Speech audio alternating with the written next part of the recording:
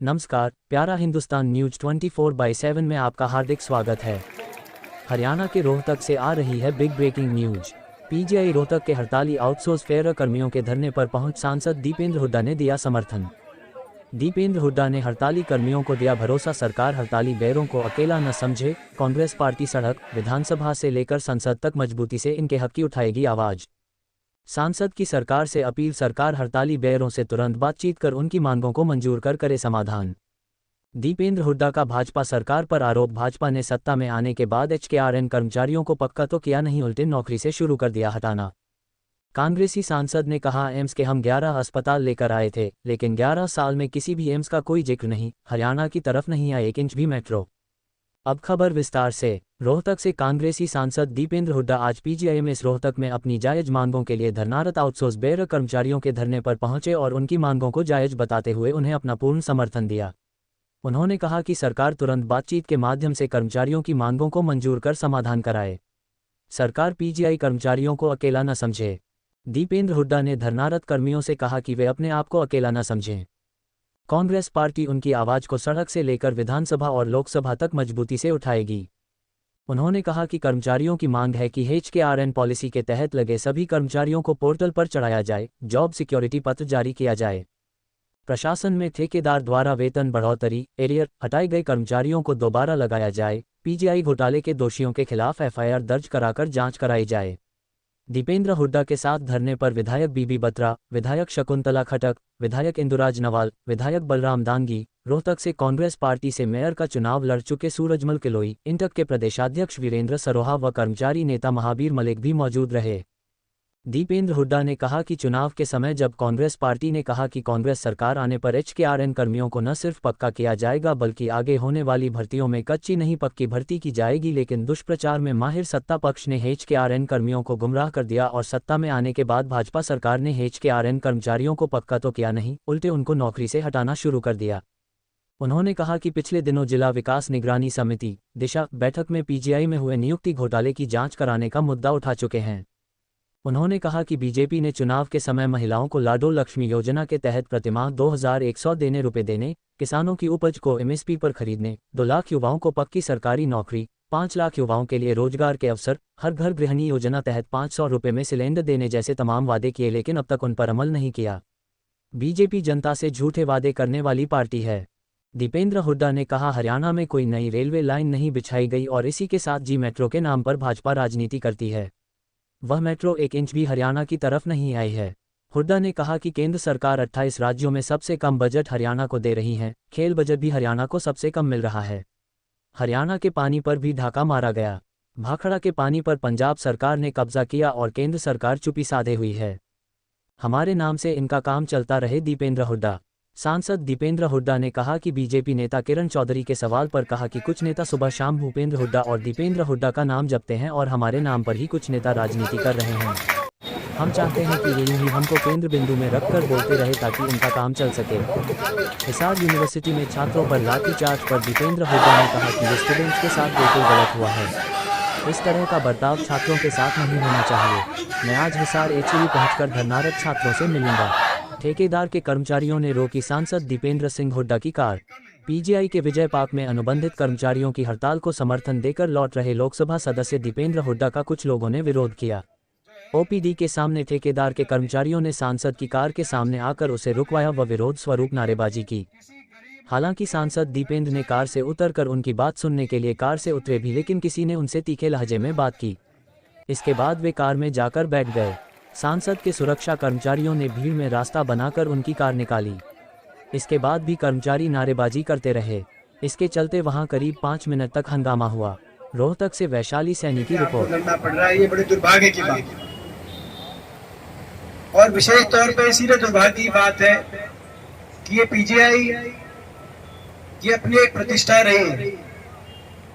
ये पीजीआई का अपना एक नाम रहा है, अपनी पहचान रही है और स्वास्थ्य सेवाओं के लिए हमारे प्रदेश के इतिहास में पीजीआई का नाम अलग से हमेशा पीजीआई की हमेशा एक साख अपने अलग रही है और इसीलिए सरकार को हर संभव स्वयं ये प्रयास करना चाहिए कि ऐसी कोई परिस्थिति ना बने कि जो स्वास्थ्य सेवाओं में इतनी अति महत्वपूर्ण भूमिका आप लोगों की है, उस योगदान को सरकार को रिकॉग्नाइज करना चाहिए। आपकी जायज मांगों को सरकार को स्वयं पूरा करना चाहिए। ऐसी स्थिति पैदा नहीं होनी चाहिए जो आज यहाँ पे देखने को मिल रही है। ये हमारे प्रदेश का सबसे बड़ा मेडिकल कॉलेज और अस्पताल, जब उस समय स्वर्गीय चौधरी रणबीर सिंह जी स्वास्थ्य मंत्री थे ज्वाइंट पंजाब में, तब उस समय इसकी आधारशिला रखी गई और वर्षों तक निरंतर इसमें विस्तार हुआ। अलग अलग सरकारों का अपना अपना योगदान रहा इसको आगे लेके जाने में। जब हुड्डा साहब के नेतृत्व में कांग्रेस सरकार बनी तो इसको विश्वविद्यालय का दर्जा मिला। पंडित भगवदयाल शर्मा जी के नाम से विश्वविद्यालय के रूप में इसका काफी विस्तार हुआ। उस समय जो हमारे इंस्टीट्यूशंस में भी, उस समय मैं जब लोकसभा में और यूपीए सरकार थी ऊपर, तब एम्स लाइक इंस्टीट्यूशन में भी इसको घोषित कराया था 100 करोड़ की। उस समय भी ग्रांट इसमें आई थी, तो बहुत कार्य हुआ था। नहीं जाना चाहता कि इसकी कितनी अनदेखी हुई है, लेकिन अनदेखी संस्था की भी हुई है और अनदेखी कर्मचारियों की भी हो रही है, जिसको बर्दाश्त नहीं किया जा सकता। आपकी आवाज को, कर्मचारियों की आवाज को नहीं दबाया जा सकता। आपकी जायज मांगों को से आपको वंचित नहीं रखा जा सकता। 3-4 मांगे करी, इनमें से कुछ मांगों को मैंने दिशा की मीटिंग में भी उठाया था। जो जिला विकास निगरानी बैठक थी, उसमें जो घोटाला, जिस तरह का घोटाला यहाँ पे सामने आया, जहां गलत हस्ताक्षर करके और कई उच्च पदों पर बैठे हुए लोगों ने उसका मिसयूज करते हुए करोड़ों रुपया घोटाला करने का कार्य किया, कर्मचारियों के नाम पे, ठेकेदारी के नाम पे, कर्मचारियों के नाम पे। वो बात मैंने उठाई थी और मैंने कहा इसमें जांच उस दिन भी उठाई दिशा की बैठक में। और ये जो आज ये बाकी जो आपकी मांगे कि HKRM पॉलिसी के तहत सभी कर्मचारियों को पोर्टल पर चढ़ाया जाए, जॉब सिक्योरिटी पत्र जारी किया जाए। मैं सरकार को याद दिला दूं कि जब कांग्रेस पार्टी ने कहा कि HKRM के कर्मचारियों को हम पक्का करेंगे, मगर आगे और जो भर्तियां होंगी आने वाले समय में, उनको कच्ची ना करके हम पक्की भर्तियां करेंगे ताकि शुरू से ही पक्की हो। उसको दुष्प्रचार में माहिर सत्ता पक्ष ने ये दिखाया कि हम जैसे HKRM कर्मचारियों के खिलाफ, और उसके बाद जब सत्ता में आ गई बीजेपी तो HKRM के कर्मचारियों को पक्का तो किया नहीं। पहले मैं HKRM की बात करूं, उनको पक्का तो किया नहीं, बल्कि उनको हटाने का कार्य, कई जगह उसके भी धरने चल रहे कि HKRM कर्मचारियों को हटाने का कार्य किया जॉब सिक्योरिटी के नाम पर, मगर वो पक्की सरकारी नौकरी में कन्वर्ट नहीं किया HKRM, जो कांग्रेस पार्टी करने जा रही थी।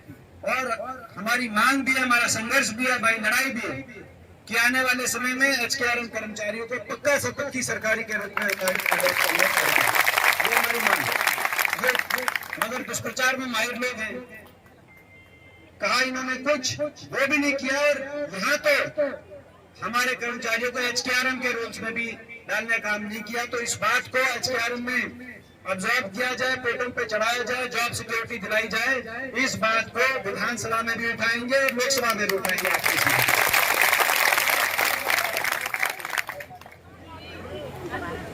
और 92 आदमियों को हटाने का नोटिस भी लगा रखा है, उठाने का। हाँ जी, 92 आदमी हटाए जाएंगे, वो बता रही है बहन जी। तो ये जो भाई जो बात कह रही है, तो भाई ये मैं सरकार से कहना चाहता हूं कि समाधान करे और पीजीआई के कर्मचारियों को अकेला मत समझे सरकार। अगर ऐसा कुछ काम किया तो इनके साथ बैठना पड़ेगा, तो इनके साथ भी बैठेंगे। आवाज को अकेला ना समझे। प्रदेश में सत्ता आपके पास है, लेकिन प्रजातंत्र में सत्ता पक्ष और विपक्ष दोनों की बराबर की भूमिका है। बाबा साहब ये हम सिखा के गए। लोकतंत्र में, संविधान में मात्र आधा प्रतिशत वोट ज्यादा आपकी आई है, मात्र 22,000 वोट प्रदेश में ज्यादा आपको मिले हैं। जितने 5 सांसद आपके लोकसभा में 5 ही हमारे हैं। 37 विधायक दल, 37 का विधायक दल विपक्ष में मौजूद है। अगर यहाँ पर किसी कर्मचारी पर अगर आपने गलत कार्रवाई करी तो विपक्ष विधानसभा में सदन से लेकर सड़क तक जो लड़ाई लड़नी होगी हम लड़ेंगे। मेरे दूसरी जो मांग है कि प्रशासन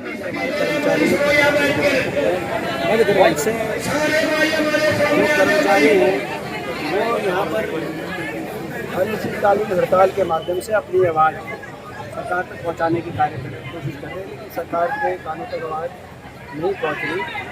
उनकी मांगों को समर्थन करने और उनकी आवाज़ को शक्ति देने के लिए हम सब यहाँ पे आज पहुँचे धरना स्थल पर।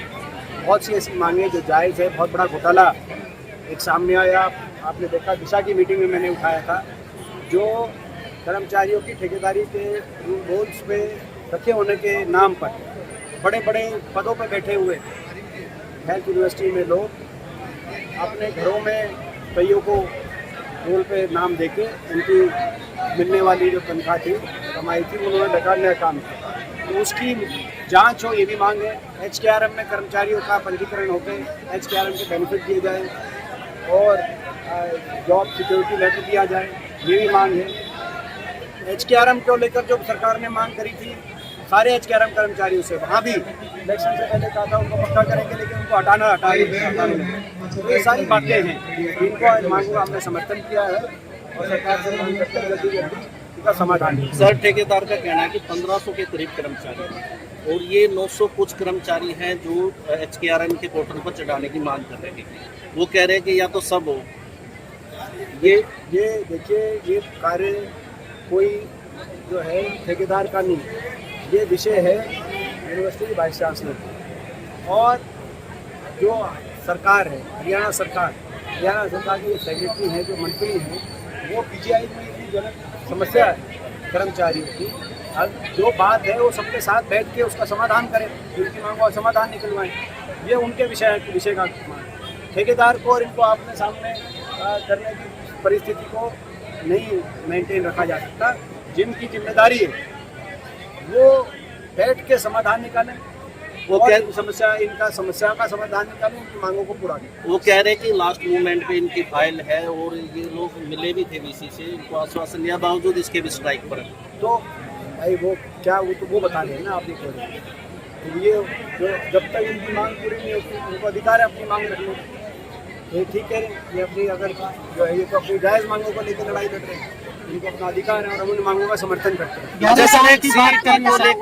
कोई कार्रवाई नहीं की गई, बहुत बड़ा सवाल नहीं की गई और ना हमें उम्मीद है।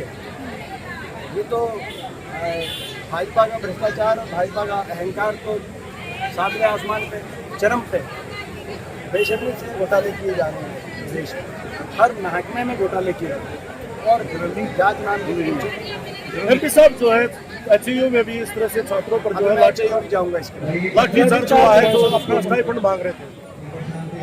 आज HAU में जो हुआ है वो भी बहुत गलत हुआ है और मैं अभी इसके बाद HAU जाऊँगा, वहाँ पूरी बात करेंगे। 11 साल का जो सुशासन की मोदी सरकार के गुणगान गा रहे हैं, क्या उन्होंने विकास किया है, अच्छा शासन किया है?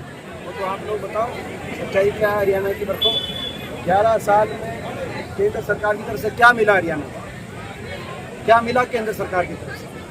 और जो हमारे समय के मंजूर शुदा प्रोजेक्ट थे वो भी एक एक करके छीनते गए और प्रदेश सरकार, भाजपा सरकार में से किसी की हिम्मत नहीं हुई कि केंद्र की सरकार से वकालत करे उन प्रोजेक्ट्स का।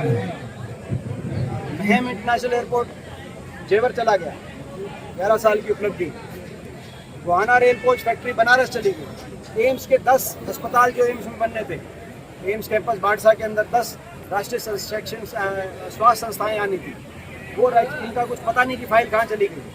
मेट्रो जो हमारे समय में 88 किलोमीटर मेट्रो केंद्र सरकार के सहयोग से हमने हरियाणा में बनवाने का कार्य किया था। इन पिछले 11 साल में 1 इंच मेट्रो नहीं बनी हरियाणा के अंदर, 1 इंच नहीं।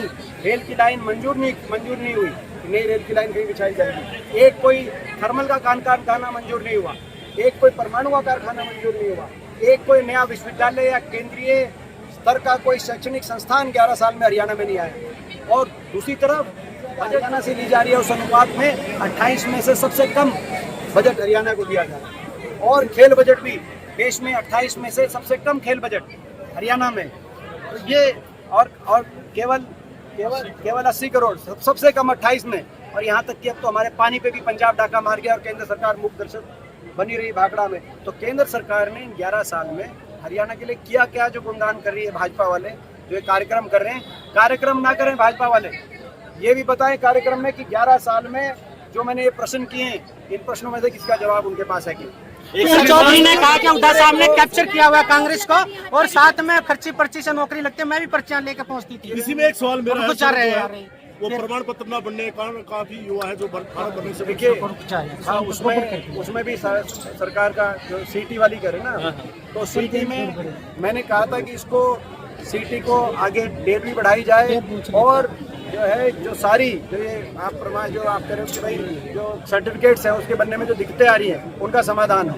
दूसरा जहाँ हरियाणा के अंदर बहुत से नेता ऐसे हैं जो जब सुबह उठते हैं तो हुड्डा साहब के नाम का जाप शुरू करते हैं, पूरा दिन हुड्डा साहब का नाम जपते हैं और शाम तक मेरा नाम जपते हुए जो है और अगले दिन सुबह से दोबारा सारा दिन इनका काम ही है।